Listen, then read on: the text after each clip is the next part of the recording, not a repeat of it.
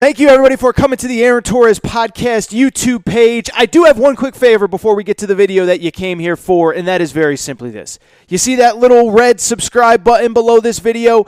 Go ahead, smash that subscribe button. It really does help me. It really does help this channel grow and my audience grow. So go ahead and hit that red subscribe button. And now, here is the video that you came here for. What a transition. How about Trevor Lawrence? Did you see this Trevor Lawrence story? I mean, it's great, right? It's great. So Trevor Lawrence, top player in college football. We know he's a star. We know his future. I've said it on this show, I believe he is the best college quarterback I've ever seen. You know, have other guys had more dynamic seasons? Was Lamar Jackson incredible in his Heisman Trophy winning season? Was Johnny Manziel incredible in his Heisman Trophy winning season? They all were.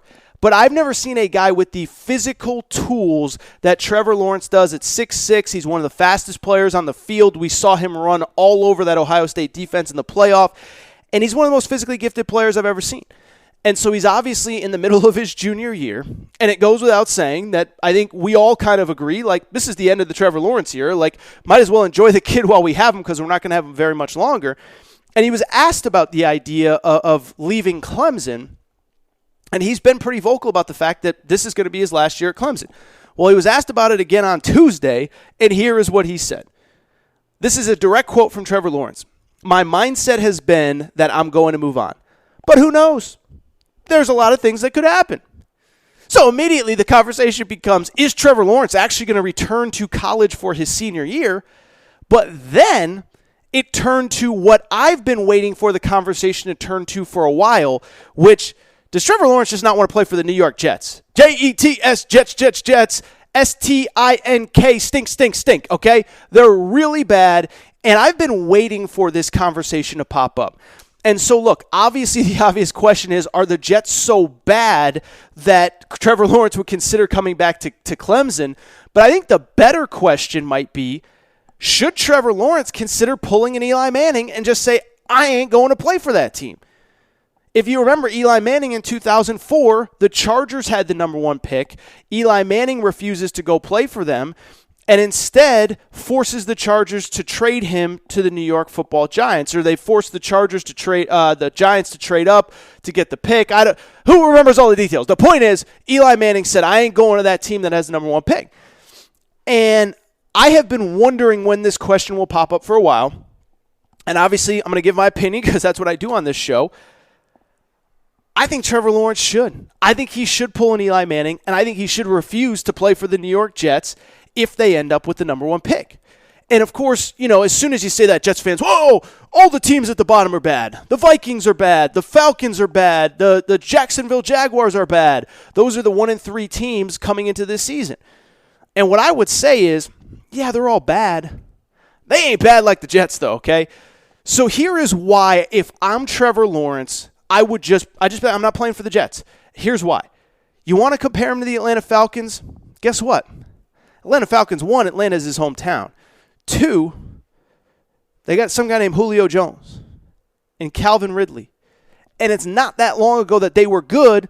And frankly, like, I don't think Matt Ryan's great, but like, they've been fine at quarterback. Like they got weapons. They're a real team. I mean, it wasn't that long ago that they were blowing 30-point leads, but they had 30-point leads. And so when I look at the Falcons, like, they got pieces. Like, if you're Trevor Lawrence, I think it's an awesome situation to, 1, go back to your hometown, and 2, throw to Julio Jones and Calvin Ridley. Well, what about the Vikings? Oh, the Vikings are so terrible. First of all, I don't see any scenario where the Vikings end up with the number one pick, but the Vikings have Adam Thielen. The Vikings have drafted well. The Vikings have Dalvin Cook. The Vikings have players around him. Even the Jacksonville Jaguars, say what you want about the Jaguars, they've actually drafted pretty well.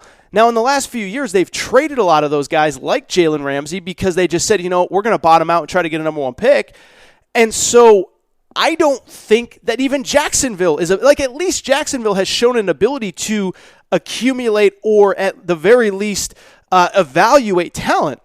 And that's my thing with the Jets. I had a Jets fan, a buddy of mine who's a Jets fan. Oh, so Atlanta's that much better? Yeah, it is. Because Atlanta has actual players.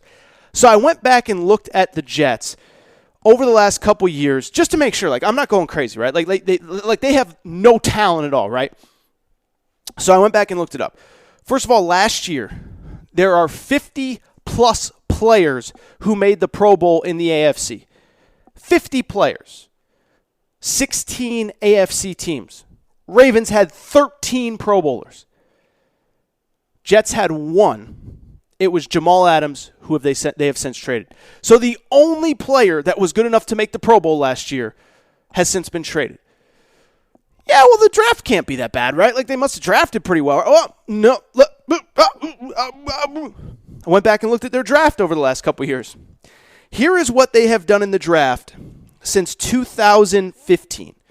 So, obviously, this past year, 2020, they drafted Mekhi Becton, the offensive lineman from Louisville. In 2019, they drafted Quinnen Williams from Alabama. 2018, they drafted Sam Darnold, who's obviously still with the team. 2017, Jamal Adams, who I just said was traded. 2016, they drafted somebody named Darren Lee, who I'll get to in a minute. 2015, they drafted Leonard Williams out of USC, okay? Here is where those players are now. So Mekhi Becton is obviously still with the team. We know nothing about him. Don't know if he's good, don't know if he's bad. Just know he's really big and he runs fast for a guy that's like 340 pounds. 2019 first-round pick, Quinnen Williams. There were reports this week the Jets are trying to trade him. So the Jets are clearly trying to bottom out by trading a player that they just drafted 2 years ago. They haven't traded him. Adam Gase, their coach, claims that they're not looking to trade him. The reports are that they're interested in trading him. 2018, Sam Darnold, poor kid. I'm not a Sam Darnold guy, but that guy has no help, okay? 2017 draft, Jamal Adams, they have already traded. 2016 draft, Darren Lee, currently out of football. Played for the Jets for 4 years, went to the Chiefs last year, won a Super Bowl ring. Not in football right now, okay? Not in football. That's how bad he is. 2015, Leonard Williams was traded to the Giants. So of their last 6 first-round picks, let's take out the guy that was just drafted 6 months ago because you'd hope that he's not a complete disaster. So the previous 5 picks from 2019 to 2015, 2 have already been traded. 1 is completely out of football. 1 you're trying to trade in Quinnen Williams. And the other is Sam Darnold, who you would obviously replace Trevor Lawrence with. And so I look at Trevor Lawrence and I'm sitting here saying, if that's my career on the line, you're going to an organization that can't draft well. They'll be on their 3rd head coach in 4 years by the time that you get there. I don't want to put my career on the line. It's not that I don't believe in myself, but while I do believe in myself, I don't believe in that team to put a competitive team around me. And I'm not saying that he needs to go to a perfect situation. I'm not saying that life is always fair. But the Jets are really bad. And it's a completely dysfunctional organization. And I think if you look at the other teams at the bottom there, again, at least the other teams have proven that they can figure out how to acquire talent. The Jets, their leading rusher right now is Frank Gore, who's 100 years old. He's older than I am. He's older than I am. Imagine if I was playing in the NFL. After him, their top wide receiver, Jamison Crowder, who's 5'9", 177 pounds. He should be a team's 3rd wide receiver. The Jets have not proven at all that they can figure out how to acquire talent, how to draft talent, how to evaluate talent. They're going to be on their 3rd head coach in 4 years. And if I'm Trevor Lawrence, I'm just saying I'm not putting my career on the line for that organization. Now, maybe he'll do the right thing. Maybe he'll be diplomatic. Maybe, by the way, the Jets won't get the first overall pick. I think at this point, though, I don't think they're even trying to win. But they're not very good. And I don't know how many games they will win. The advantage is, obviously, the Patriots aren't playing well. The Dolphins are starting to, so they might sneak in a win or 2 here. And, there's always the possibility the Jets just don't get the number 1 pick. There's always the possibility that Trevor Lawrence says, screw it, I'll just go to whoever drafts me. And there is, the 0.0001% chance that Trevor Lawrence ends up coming back to Clemson, but I just don't see it. And so when I look at it, if I'm Trevor Lawrence, if I'm advising Trevor Lawrence, I say, look, I know you don't want to be the bad guy. I know you don't want to set everybody off on the wrong foot the second you get to the NFL. You don't want to look like a prima donna.